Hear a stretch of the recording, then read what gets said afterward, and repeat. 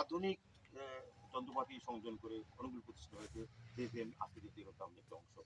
তো গুণগত মানের মধু উৎপাদন করার ক্ষেত্রে কোন ধরনের এই প্ল্যানটাকে করা হচ্ছে এবং সরকারি কি এখানে সহযোগিতা হ্যাঁ, করা হচ্ছে? ইতিপূর্বে সরকারিভাবে যেটা বিসিক থেকে মেশিন বসানো হয়েছে, ডেনমার্কের মেশিন।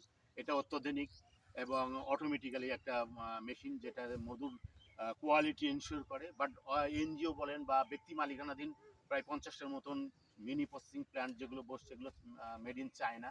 তো চায়না আসলে শর্ট টাইমের জন্য ইনস্ট্যান্ট ভালো, কিন্তু আসলে যে মধুর গুণগত মান, এক্সপোর্ট কোয়ালিটি, বিশেষ করে ইউরোপ আমেরিকার মার্কেটে এক্সপোর্ট করতে গেলে তারা যে ক্রাইটেরিয়াগুলো দেয়, সেগুলো ফিল আপ করতে গেলে অবশ্যই অত্যাধুনিক মেশিনের দরকার।